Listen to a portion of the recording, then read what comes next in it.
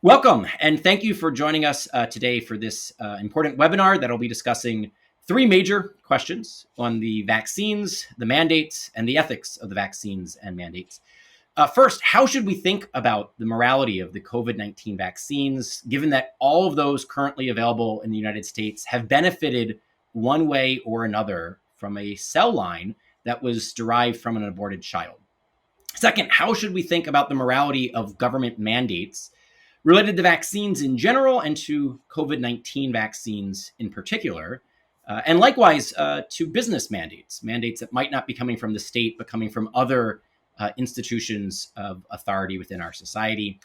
And then third and finally, how do religious liberty and conscientious objection fit into this discussion? How should we think about the rights of conscience, religious liberty rights, and also some equal protection rights when it comes to the COVID vaccines?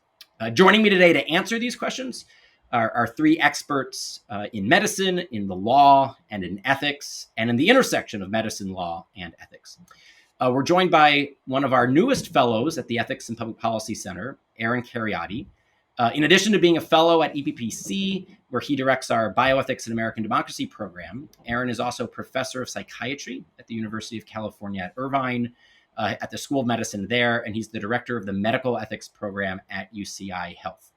He serves as the chairman of the Medical Ethics Committee at UCI Hospital and at the California Department of State Hospitals. Aaron is a graduate of the University of Notre Dame, where he majored in philosophy and pre-medical studies, and then he earned his medical degree from Georgetown University. Next, we're joined by Roger Severino. Roger is a senior fellow at the Ethics and Public Policy Center, where he directs our HHS Accountability Project.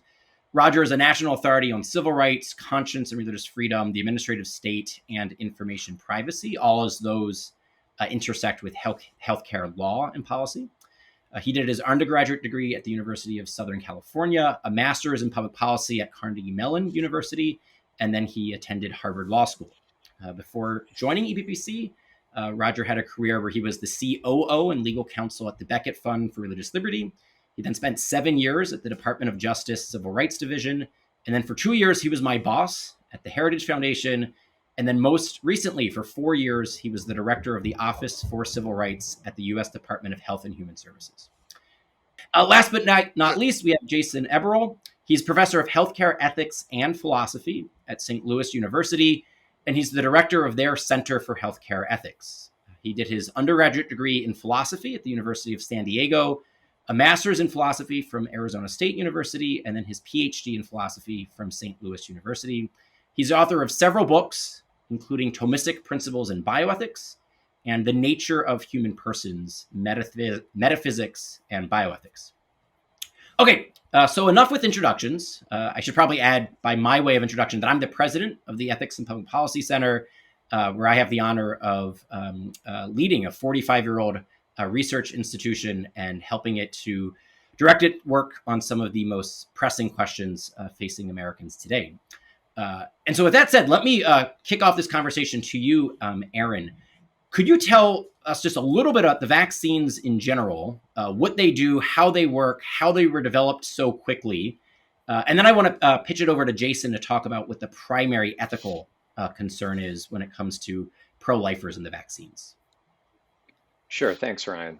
So for all three of the vaccines that have been authorized by the FDA, either emergency use authorization or full authorization in the case of the Pfizer vaccine, they all work by a similar mechanism. They deliver the spike protein, which is an epitope, a part on the surface of the virus, to our bodies so that our immune system is stimulated to form antibodies and to form a response that the body will then sort of remember when it encounters the actual SARS-CoV-2 virus that causes COVID. Two of these vaccines deliver the spike protein using a novel mRNA technology.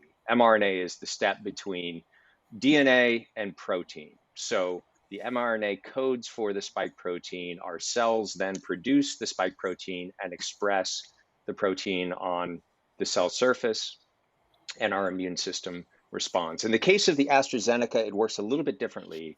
It delivers the spike protein using an adenovirus, which is a common cold virus unrelated to the SARS-CoV-2 virus. More traditional vaccines work in an analogous fashion in some respects, but also a little bit differently. Typically, they deliver the antigen, the thing that stimulates our immune system to react, using a killed or attenuated version of the virus in question.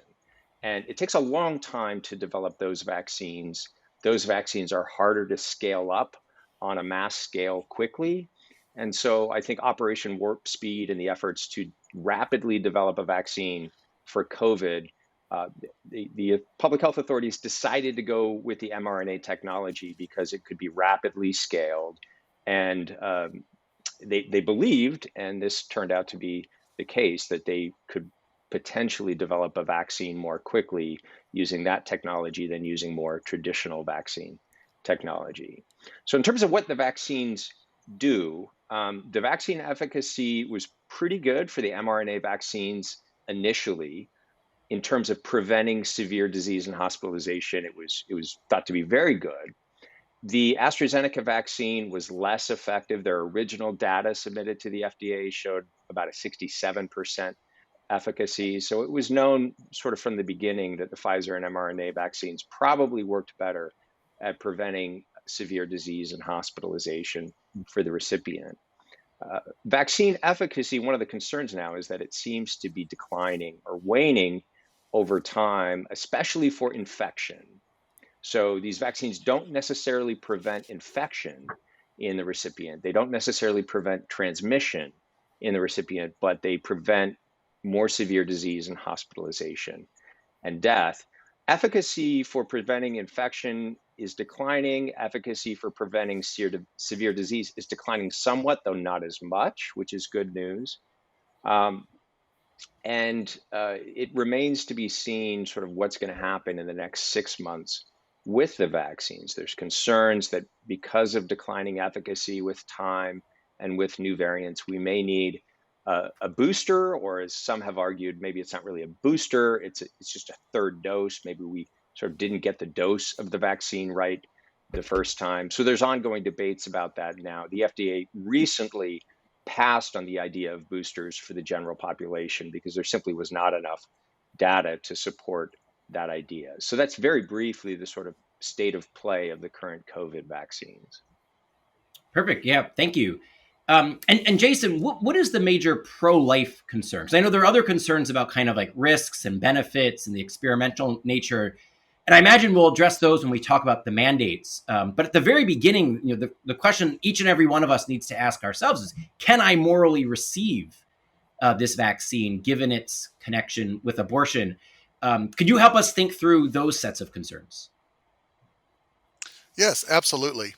So, as you know, there are, standard ethical concerns that we should have about any novel, medication, whether it's a vaccine or other pharmaceutical, about, yeah, safety and efficacy, risk, benefit, and so on. Yeah, particularly for the pro-life community, um, there many vaccines and other pharmaceuticals and so on have been either developed or tested using these what are called immortalized cell lines. So, for those who are familiar with the story of Henrietta Lacks, the HeLa cells, this is analogous to that. Although, whereas in the case of Henrietta Lacks, these were cells taken from tissue from a living human person, but then used without her consent, these cells were taken from also living human persons, but not yet born persons. Um, and in at least one case, we know that one of these immortalized cell lines, known as PERC6, was from a directly intentionally aborted fetus. Now, that doesn't mean that the fetus was aborted in order to provide tissue for researchers to use. It was aborted for whatever reason, the mother had for aborting the fetus. But then the aborted fetal tissue was then utilized to generate this immortalized cell line. There's another cell line that factors into some of these vaccines known as HEK 293. That one, we're not 100% sure whether it was a directly intended abortion or a miscarriage or what's sometimes called an indirect abortion. The facts are a bit unclear there. But nevertheless, just given the possibility that any of these cell lines were produced either knowingly or suspectedly from a directly intended abortion. Again, not an abortion done in order to provide material for research, but researchers using this material and deriving research advantages from it definitely casts a specter over those of us who are concerned about the life and the value of unborn human persons, and definitely not wanting to create a situation in which it seems like by benefiting from this research, by taking these vaccines, that we somehow condone or morally approve of how these of how these immortalized cell lines were developed, either the abortion or just the use of the tissue without the donor's consent. Again, similar problem with the Henrietta Lacks situation. So there's been a lot of analysis by different scholars, particularly Catholic moral theologians. The Vatican itself weighed in on this back in 2008 with a document, because again, this is a question that came up long before COVID and the COVID vaccines came into the picture. And the way that Catholic moral theologians have evaluated this is based on this notion of degrees and types of cooperation. So at the broadest level, we distinguish what's called formal versus material cooperation. So if I am someone who approves of abortion or approves of using aborted fetal tissue to develop vaccines and other pharmaceuticals and products, then by taking the vaccine, or if I'm a researcher using the immortalized cell line, then I'm formally cooperating. I'm perfectly okay with what was done. I think there's no moral problem with what was done. And if given the opportunity to do it again, I would do it again or support it being done again. On the other hand, if I don't morally agree with what happened, but I'm still somehow causally related by benefiting from this research, from these immortalized cell lines, then it may be that I'm merely materially cooperating. But even there, we do have to be careful because there are degrees of material cooperation.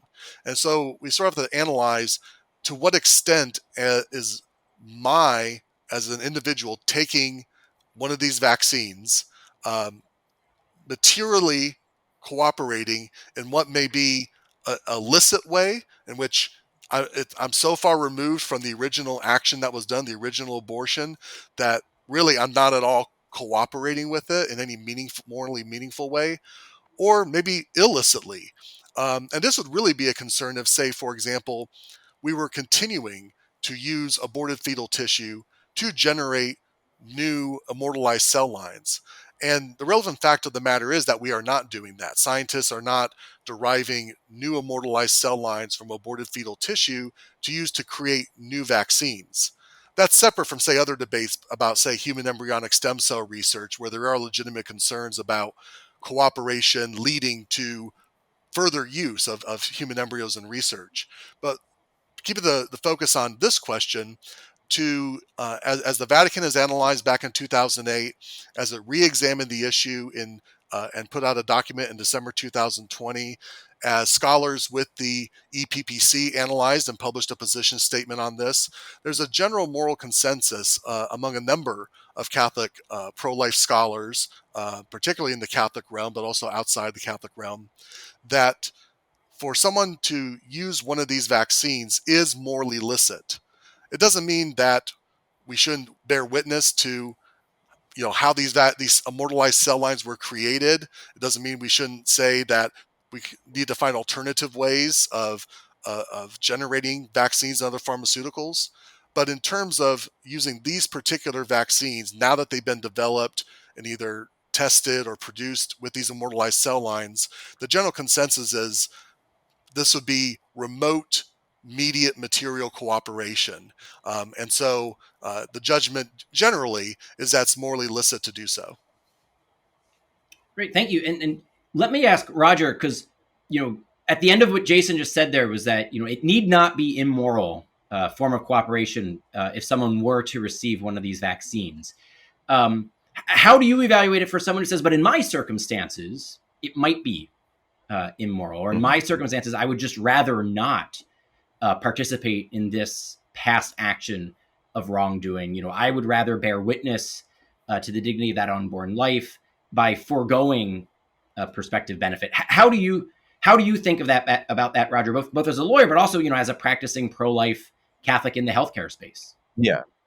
And it is important to make the distinction as to what beliefs are protected under law and what are the correct beliefs, right? That's not necessarily the same answer. And for good reason. The law should protect a variety of religious beliefs without, coming to a conclusion that one is the correct one and one isn't.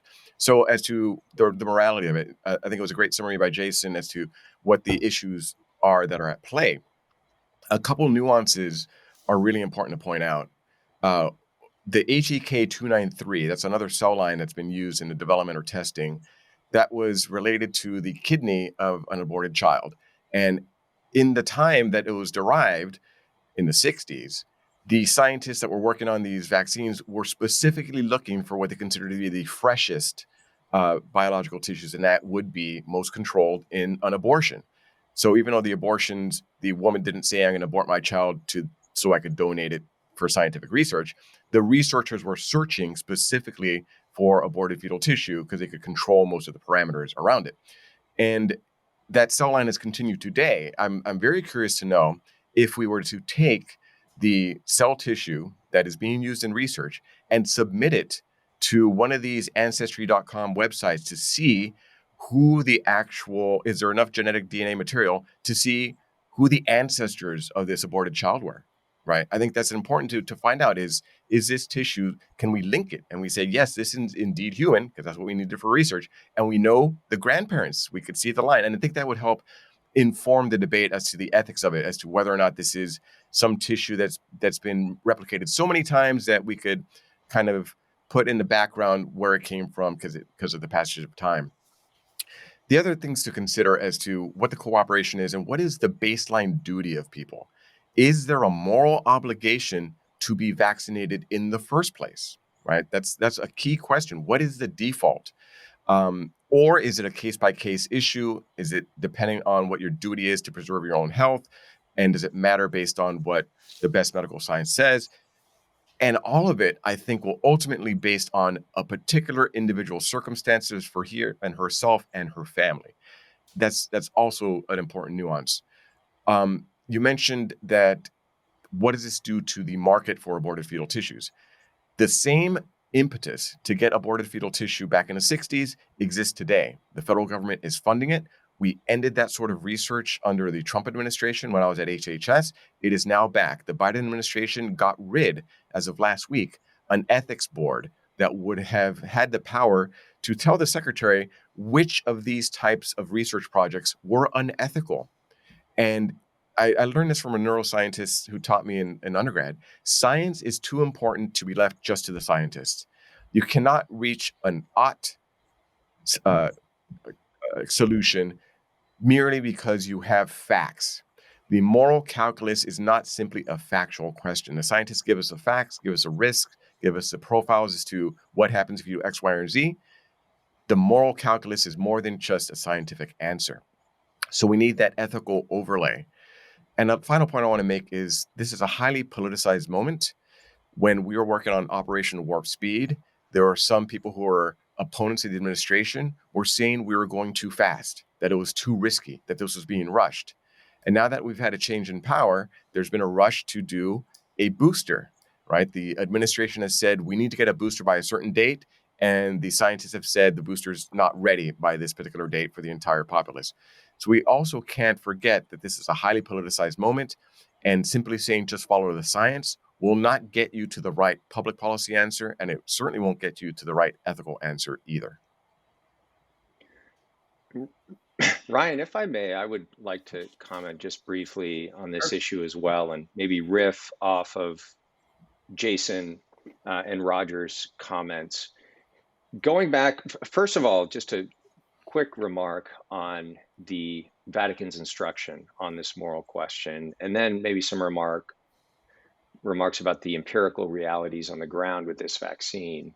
So regarding the Vatican's original instruction, there were some conditions that had to be met for taking a vaccine like this to be considered morally licit for Catholics. One of those conditions was that there had to be an emergency. There had to be an urgent need for solving the public health problem only in this way. And once we have vaccinated those who are at highest risk, if we look at a sort of stratified risk model with COVID, and we look at people under the age of 50 that have no co-occurring medical conditions, their survival rate is 99.98 for both men and women. And that survival rate increases even more the younger you get. So is it really the case that younger and healthier populations should be required to take a vaccine that has some connection to an aborted fetal cell line, however remote it might be? I think that's one important question, and that's one reason why some discretionary latitude for individuals on applying that moral criteria may be necessary.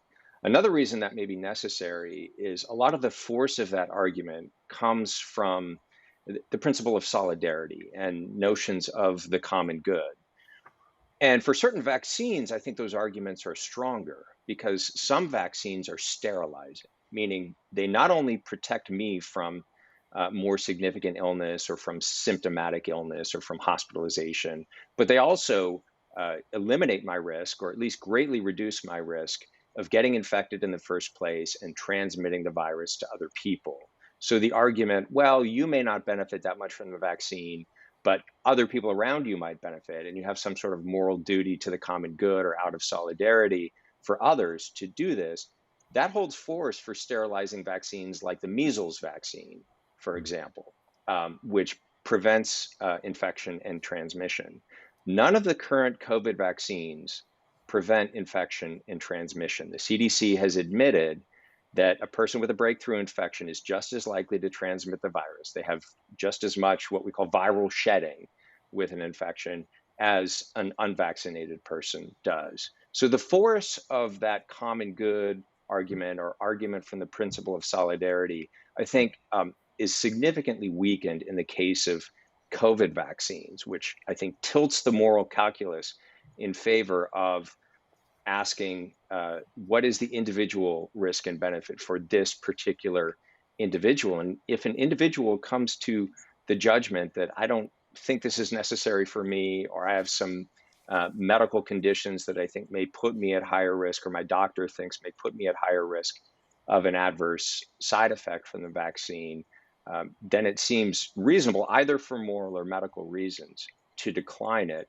because you're not really changing the risks, at least to a degree that can be measured for other people. One final consideration has to do with the fact that Vatican Instruction said, while it may be under some narrowly defined circumstances morally licit to utilize a vaccine that was created or tested in this way, at the same time, those who have pro-life convictions have a duty to give witness and a duty to demand vaccines that are created with other means. And when I look around at those who ordinarily express strong pro-life convictions in the public square, I have to say during the pandemic, I haven't seen a lot of that demand for vaccines produced using other means. And I've encountered individuals that say, given my own individual risks and benefits with this vaccine, I believe in good conscience that this is one way that I can give witness to the fact that these vaccines do have some moral problems with it. Under other circumstances, where the risks to me or the people around me were higher, I might be willing to take this vaccine, but I don't think that those conditions obtain in this situation. And it seems to me that the church ought to have regard for those individuals that do a careful and thoughtful examination of their circumstances and come to that conclusion. So I have to admit, a bit dismayed when I see, like I saw this morning, an announcement that the Archdiocese of New York has instructed priests not to sign off on religious exemptions. And it seems like a careful analysis of Catholic social teaching on this matter would permit individuals some individuals to object and other individuals to accept the vaccine under the circumstance. And again, some discretionary latitude, I think, is necessary, both when we're thinking about medical contraindications, but also when we're thinking about issues of conscience. Great. So Jason, how should we think about particularizing those general principles in a given case? How should we think about, someone who says, given my risk profile and given, my desire to bear witness to life and to tell pharmaceutical companies to not behave in these ways, I'm going to forgo the vaccine. Someone else might say, given my risk profile, I'm going to object to the use of this tissue, but I could still morally, licitly receive the vaccine.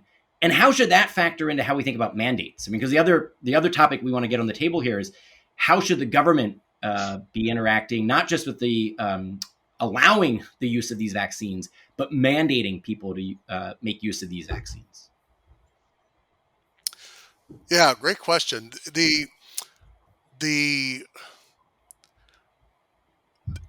Catholics are not, and obviously we're not simply addressing Catholics here, but since we've been kind of talking about the Vatican statement and so on in this context, the Catholic view on conscience is very complex and can't be reduced to either conscience is not important, because obviously it is, nor can it be reduced simply to a subjective assessment of what my conscience tells me. Because we are called to think in a communal fashion. For Catholics, it's to think with the body of Christ, right? To think with the church. And I think for a lot of religious communities, there's a similar notion, even if it's a theology based on sola scriptura. Nevertheless, why do we gather in community at church, in fellowship and so on? It is to kind of share and gain wisdom, from a preacher, a pastor, a rabbi, an imam, some guidance in how we ought to understand, what is revealed moral truth. Another thing that Catholics aren't are consequentialists. It's not simply the fact that consequences matter, right? And so we can't simply look at, well, what's going to maximize the greatest net benefit for everyone, right? Individual rights do matter. On the other hand, there is a relevant value here to what's referred to as proportionality. It comes in when we talk about risk and benefit and things of that nature. And here as well, when we think about, again, that type of important moral witness that Aaron was just mentioning, there's a value to that witness, witnessing to the value of life and so on. There's also a value to the lives of others. And as Aaron pointed out, empirical facts matter here, right? How effective are the currently available COVID-19 vaccines in serving the common good, right? In ameliorating risk of infection and so on.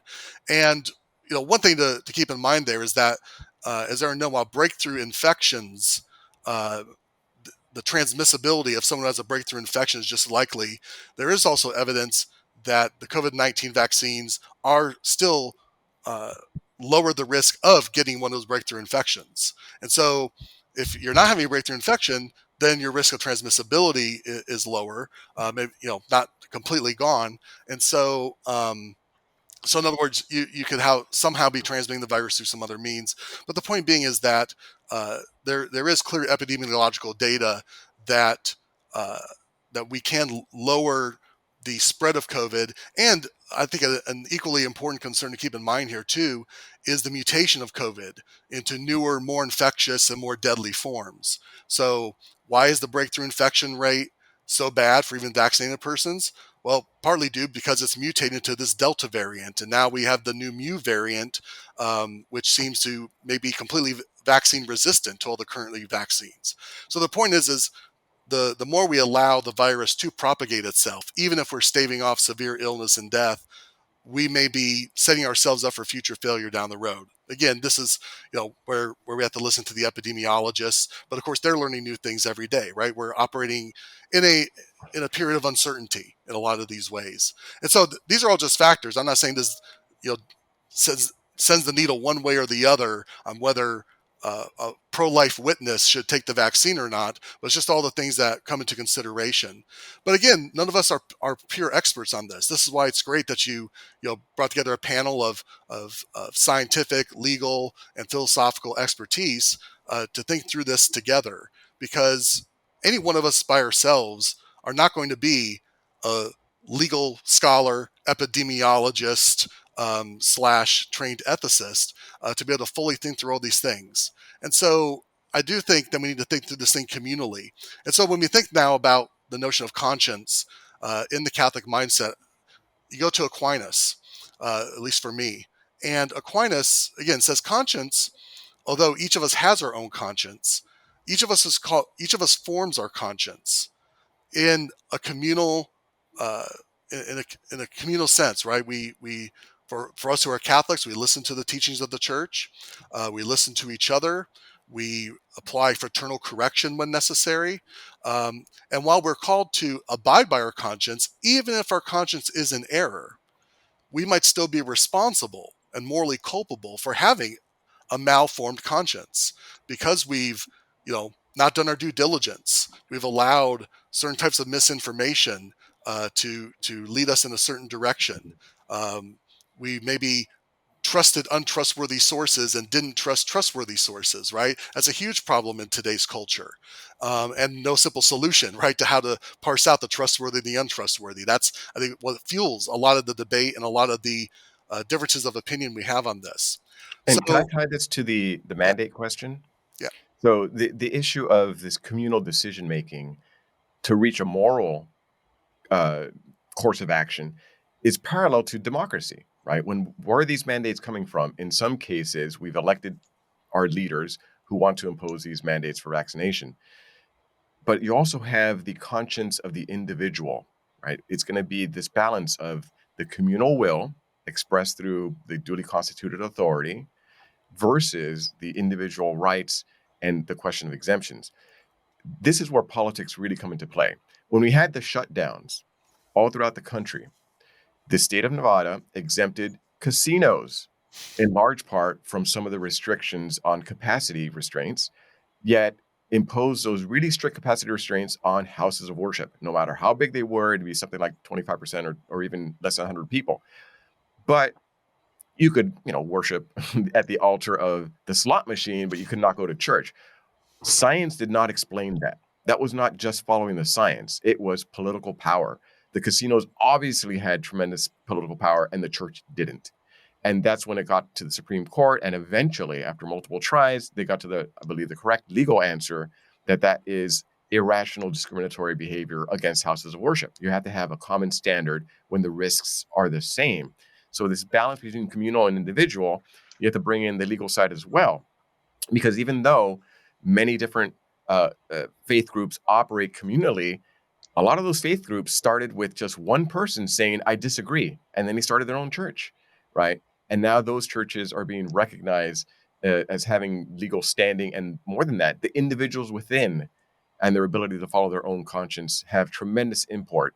While we do have mandates that may be legal, especially at the state side, it gets much more questionable at the federal side. I believe there always should be an individualized assessment, some space for dissent, that it can be consistent with the common good. I'd like to Go comment ahead. a little bit on the question of mandates as well. So, as Jason mentioned, empirical realities do matter. And on the question of the common good, there is still debate among epidemiologists about the advisability of vaccinating in the middle of a pandemic. So there are two hypotheses at work. And my reading of the debate on this is that neither one nor the other has yet prevailed. A majority of voices is suggesting that not getting enough people vaccinated quickly enough may be allowing the virus to continue to replicate, to continue to evolve, and thereby, with new variants, evade vaccine-mediated immunity. But another group of virologists and epidemiologists, with some notables among them, including Nobel Prize-winning virologists, are suggesting, no, actually vaccinating in the middle of a pandemic with a vaccine that only presents the immune system with one piece of the virus, actually is responsible for driving new variants because it puts selective pressure on the virus to overcome that barrier that we've placed in the way, namely immunity to the spike protein. So which among the countless variants that are evolving all the time, which one is going to become dominant? Well, if one emerges that is able to avoid or bypass vaccine immunity, then the fact that you have a large proportion of the population with vaccine immunity is potentially going to drive that variant. Now, I don't want to opine one way or the other on that debate. I just want to point to the fact that it is a legitimate debate. And when we're talking about public policy in the face of uncertainty, I think it's important to keep in mind both what we know and what we don't know, and not draw conclusions that are premature that are going to drive a policy like a mandate for everyone. So that's the first thing that I'll say. The second thing I'll say regarding these mandates is there's another, I think, well-established empirical reality that none of the mandates in the United States yet take into account, which is the reality of natural immunity for COVID recovered individuals, which is beyond dispute, I think, at this point, superior to vaccine-mediated immunity. That's not to denigrate the vaccines. It's just to say we know that vaccine efficacy is declining with time and with new variants. That's the bad news. The good news, fortunately, is that natural immunity after recovery from COVID is not declining with time, and it's not declining with new variants. And from what we can tell, it is sterilizing. So the people that are at lowest risk of getting reinfected or transmitting the virus to others are those who have recovered from a previous COVID infection. And it seems to me that those folks ought to be taken into account. That's why in my lawsuit challenging the University of California's vaccine mandate, I make an equal protection argument that my immunity as someone who has recovered from COVID is equal to, in fact, it's superior to, but for purposes of my legal argument, it just needs to be equal to the immunity conferred by a vaccine. So to disallow me back on campus, but to allow someone who acquired immunity through another means back on campus can't hold up under legal scrutiny. That's at least the argument that we're making. So I want to put in a plug here for natural immunity as an important part of the conversation on vaccine mandates. Can I just jump in and make one quick point in response to something Roger said? Because Roger made an excellent point in pointing out that can be a lot of bad politicking out there, right?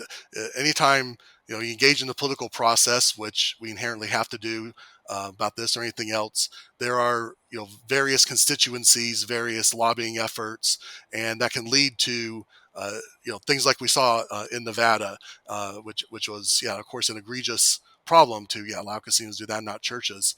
On the other hand, again, just because something like a public health mandate, whether it's a lockdown or vaccination, whatever the type of mandate is, just because it can be applied badly doesn't mean they're all inherently illegitimate. And again, when we talk about religious freedom here, and I'm not a constitutional scholar by any stretch, but I am concerned as an ethicist with a certain degree of, again, extreme individualistic subjectivity in the notion of conscience. So we're seeing this play out in Texas right now, for example. So with the new Texas law regarding abortion, which of course, most pro-lifers are probably applauding, you have a challenge from the Church of Satan. You have a challenge from Jewish doctors who say, our religion doesn't say this is when life begins. So if I feel the need to perform an abortion, if my conscience is telling me that, I should be allowed to do so. So again, for those who are pro-life, we don't like those arguments, but it's hard to parse out the difference if we're going to start with all conscience is sacred, especially if it's a religious-based conference, and here's a defined religion, whether it agrees with our religious faith or not. How do we parse out the one versus the other? This is very much the same debate that was happening in Vatican II over Dignitatis Humanae, which was the Constitution on religious freedom, where you had bishops from countries where Catholicism was predominant wanting to limit the expression of religious freedom. And then you had Karol Wojtyla and bishops from Poland and other Eastern European countries where they're being oppressed by the Soviet Union, saying, no, absolutely, we need religious freedom protection, right? And so there is politics even underlying which way one pushes the conscience argument. So I just wanted to point that out. And Roger, could you, help us think through how should we think about the Church of Satan's claim, and not necessarily from like the theological perspective, but how does American law handle that? Because it strikes me that there's an important limiting principle within the American legal context to rights of conscience and free exercise claims, and I think that would be helpful to get that on the table. That it's not as if an appeal to religious liberty or to conscience is kind of a get out of jail free card, and that I imagine you can make an argument for why the Church of Satan should lose in that context, but religious liberty should prevail in other contexts. What is it that determines when it wins and when it loses? Well, as a PR, not legal matter, I think the Church of Satan supporting abortion is a great headline. Let's keep that in the headlines as long as possible, because it's going to do the pro-choice, pro-abortion movement no good to have them as their spokespeople. But in terms of the religious liberty argument, it really hinges on sincerity, right? So I have a real question as to whether or not there's a sincere belief going along with the Church of Satan, whether or not it's actually truly a religion as opposed to some sort of anti-religion designed to mock true religion, which is generally what happens. So it's a question of, do they actually believe something, or is it pretextual? Are they just inventing religious beliefs in order to get something that they wanted for some other reason? So we see this in prison all the time. We have religious protections, that very strong ones, for prisoners to have kosher food, etc. But you can't just start the Church of Whiskey and Steak because you want that in prison, right? That'll be sussed out very quickly. And most religious accommodation claims involve some sort of sacrifice on the part of the people asking for it, right? Vegetarian food for, say, Hindus, it's not as tasty in a lot of ways as meat food. So if somebody's asking for this accommodation, it typically comes at a cost. By and large, though, both employers and government have to give broad leeway to individualized religious believers, right? Because think of the alternative. We're starting to see now on COVID vaccination mandates by employers is these employers standing up inquisitorial boards who are asking detailed, intrusive questions about people's religious beliefs and saying, okay, you disagree with this vaccine. How are you living your life with respect to these other issues that involve abortion? Show me in the Bible where it says that. Well, the Pope said this. You say you're Catholic. Are you disagreeing with the Pope? Now, these are the same employers who effectively ban discussion of religion in the workplace because they're afraid of separation of church and state. Yet now they want to form effectively theological review boards. And if these armchair theologians find against you, they will deny you by saying you're insincere. No. We do not want to go down this road. We want to have a wide berth for every individual, no matter how idiosyncratic, no matter what you disagree with or not. I believe many religions are wrong. It doesn't mean that they are not entitled to the same sort of religious accommodation on the question. Once the claim is made, then it switched to the employer to say, okay, we need to employ it anyway. We need to impose it anyway because we have good enough reasons. Yeah, and Roger, that's where I was thinking you would go initially on the Church of Satan question. So, one route to go is to say, is this a sincere religious belief or not? And let's just say, for the sake of argument, that the Satanists really are sincere in their devotion to the sacrament of abortion. But then the other part of the calculus would be, is there a compelling government interest that's being pursued in the least restrictive way possible if it's a claim against the government? If it's a Title VII case, is there going to be an undue hardship? What is the reasonable accommodation that can and cannot be offered? And so I think, let's just say the Satanist is sincere. There's a compelling government interest in the protection of unborn human life because there's a compelling government interest in the protection of all human life. And the least restrictive way possible is to say no unjust killing, because unjust killing, it's not like too much of it is a bad thing. Any of it is a bad thing. And so I wonder, how do you then apply that in the COVID context, right? So you are an employer and someone says, I have a sincere religious objection to the vaccine, because I have a sincere religious objection to abortion, how do we then think about undue hardship, reasonable accommodation, compelling government interest, least restrictive way possible, as we analyze that side of the equation? Yes. Well, Ryan, I would actually like to comment on this, and then Oh, sure. forgive me, Roger, if I'm no, go interrupting right you, ahead. but this, I want to talk about penalties, and I think it's relevant to your question, and then I'll Yeah. defer to Roger on the constitutional question. But the Supreme Court case that is always cited to support the constitutionality of vaccine requirements or vaccine mandates is a 1905 case, Jacobson v. Massachusetts.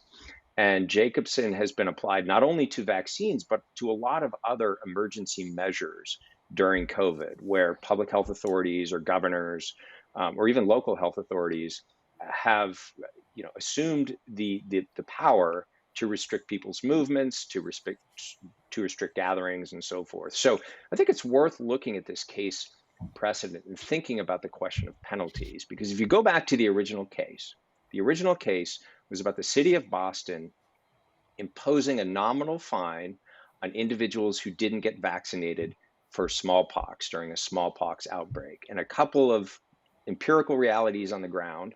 Number one, smallpox was much more deadly than COVID. So arguably a higher threat to the population as a whole, right? And not just to certain individuals that are at high risk of death from COVID. And number two, the penalty that was imposed was a $5 fine, which adjusted for inflation is about $155 in today's money. Now, using that as a precedent to argue that someone could lose their job, be kicked out of school, lose their scholarship, their senior year of college, no longer finish with these are very severe penalties that seem to me to be a misapplication of a rather modest decision 100 years ago. And I think that's worth thinking about. It's also worth thinking about the fact that Jacobson has been misapplied to other situations by the Supreme Court, the most infamous example being Buck v. Bell in 1927, which upheld the state of Virginia's law permitting involuntary sterilization, eugenic sterilization of the quote unquote feeble-minded, which is a loose diagnostic category of the time. And Carrie Buck was forcibly sterilized by the state, as was her 13-year-old sister. And in a decision that's never actually been overturned by the court, the laws that it upheld have been reversed at the state level. But Buck v. Bell has never been explicitly rejected by the court. Oliver Wendell Holmes Jr., in writing the majority opinion, said that the principle that permits involuntary vaccination is, quote, wide enough to cover the cutting of the fallopian tubes. So he cited Jacobson there. And then the infamous line that came after that, 3 generations of imbeciles are enough. So there's a history in the United States of misapplying this, what I would argue is a rather modest precedent of imposing a nominal fine during a very deadly outbreak, and using it to justify any and every sort of measure in the name of public health emergency. And I will defer to Roger to comment on the legalities of this, but it seems to me that it's time for the court to revisit and maybe develop some sort of doctrine of how that Jacobson precedent can and cannot be reasonably applied. And Jacobson is a very old case before the modern doctrine of tiers of scrutiny had developed. So tiers of scrutiny applies higher scrutiny to certain protected classes than others. This was way before that doctrinal development. And Justice Gorsuch, in one of the concurrences and one of the COVID lockdown cases, said, well, Jacobson, that was a different era, a different time. There are some principles we could tease out from it. One is there's a big difference between the power of states to regulate for health and safety and the power of the federal government. We're seeing now vaccination mandates from the federal government to employers that have more than 100 employees under OSHA authority. That's Occupational Safety and Health authorities to govern the workplace. Think about protection of employees that require mandates for hard hats on a construction zone? That sort of thing. Is there something inherently dangerous about a construction site? And then there's a federal interest in protecting against that. Never before has this law been applied to about 100 million people, which is what's happening here, when it's something to do with the medical status of somebody before they even step foot in the workplace. This is a huge stretching of a law that's several decades old to cover these circumstances. And unless the Constitution gives specific power to the federal government to do such a thing, I think it's probably going to be struck down as being a misapplication of that statute in order to make sure it doesn't actually violate the constitutional principles. Now, there's questions of, is there bodily autonomy recognized in the Constitution? How explicit are those sort of things? We don't even need to get that far. Does the Constitution give the federal government the power to do this in the first instance? And has Congress made that clear? And I really don't think so. And I think pretty soon, just like the court stepped in and said you can't have a ban on evictions during COVID, which is what they did starting under Trump and through Biden, they're probably going to roll this one back. The state question is much more nuanced, but in any case, it cannot be irrational. Even under Jacobson, you cannot have an irrationally applied mandate for vaccination. And that's where Aaron's point about people who already had COVID comes into play. How can you require people who already had COVID to get a vaccine when they may be more protected than people who have already been vaccinated? So we are just about out of time. So let me ask each of you to say a closing word. So Jason, it sounds like you wanted to jump in anyway. So we'll go Jason, Aaron, and then Roger. Just a closing word of where do we go from here? What do you encourage our listeners to think about as we depart today? Sure. So the point I was going to make, and can be a good closing point for me, is I do think there are two relevant concepts here we need to keep in mind. And that is consistency and sincerity. They both come up in our conversation. Roger just referenced, bodily autonomy and to what extent is that constitutionally protected. Of course, this takes us back to privacy concerns and Roe v. Wade and so on. And that's very much debated. And again, I'm not the person weighing on the constitutionality question, but when we just think about consistency from an ethical perspective, the arguments from, say, the Church of Satan, Ryan, you refer to them as, the sacrament of abortion. Well, the sacrament for them is bodily autonomy. That's the base upon which they make their argument for abortion. And so you have the same principle, right? Again, as an ethical principle, not a constitutional principle, but the same ethical principle being invoked by pro-choice abortion advocates, as well as by those who are resistant to giving the COVID vaccine for whatever reason. And sometimes maybe justifiably so sometimes. So the point is that we really need to think about, what we think about a principle like bodily autonomy and whether we are applying it consistently, ethically across cases. And then secondly, this point about sincerity, Roger, again, very rightly called into question the notion of tribunals testing someone's theology. Well, you're right. No non-theologian, even theologians in general, aren't equipped to evaluate the rightness of someone's theology.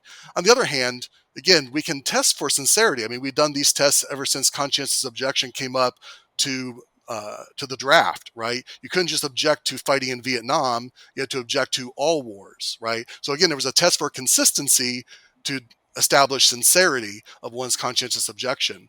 And so when these questions about, okay, you object to the use of COVID-19 vaccine derived from HEC-293, what about, Tylenol, whatever the drug is or product that was also developed from that or a similar aborted fetal cell line?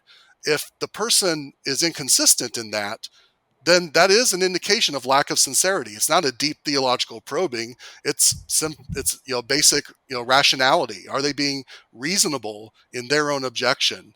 And so again, it's not to pass any judgment about the reasonableness of any particular objection to taking the COVID vaccines or to a mandate, but simply saying that those tests are appropriate and have long been utilized. So, first of all, I'd like to say these issues have become very polarizing. So I appreciate this conversation where we can bring together people of goodwill who may have disagreements on the mandate question, for example, or moral issues around these particular vaccines. and have a conversation like this. So I appreciate the Ethics and Public Policy Center hosting this kind of conversation. I think we need a lot more of this. The second thing I'll say just in closing is I think it's very important for us to think about, in this context, power and the limits of power. In the limits of power during a state of emergency or a state of exception. Some of these mandates, for example, are mandating, I'll use my own institution's policy just as an example, not only mandating vaccines that are currently available and currently FDA authorized, but any that should come down the pike in the future as well. Basically, the policy says we reserve the right to have you continue taking whatever vaccines we deem necessary in the future. And that kind of open-ended assumption of powers to require things that perhaps haven't even been invented yet seems to me to be an example of the kind of overreach that we have to be careful of during a state of emergency or a state of exception.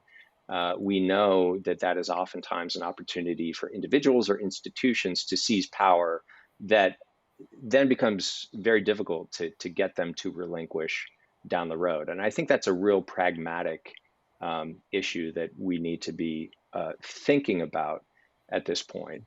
And I think anyone who's not able to provide a clear threshold of when the pandemic or when the emergency should be considered over, anyone who gives you a vague answer should not be exercising power during the pandemic. I think anyone who can't tell you the limits that certain technologies will have, like if we institute vaccine passports to get into a grocery store or a restaurant, for example, it's obvious that kind of technology, the QR code that everyone has on their phone, the monitoring, the surveillance, could be used for other purposes as well. So please tell me in advance which uses would obviously be illicit with this kind of technology. I think now is the time to start thinking about those questions and defining where those lines and where those thresholds are. One thing that worries me is the kind of open-ended nature of the policies and technologies that we're adopting now to deal with this issue that could be put to very different uses in the future. It's not too early to start, I think, asking those questions. Well, I think that's exactly right. Our policymakers have to say, when does the emergency end? And they need to put objective criteria to reach that point. Otherwise, the risk of just accumulating more and more power is too great. A story, when I was at HHS, there was a massive debate as to whether or not, literally, we would suspend application of civil rights law to any product that was being used or administered on an emergency basis, right? So you could have done this. African Americans at the end of the line for vaccine distribution, no civil rights claim, right? That's what we were debating within HHS, and I had to fight against.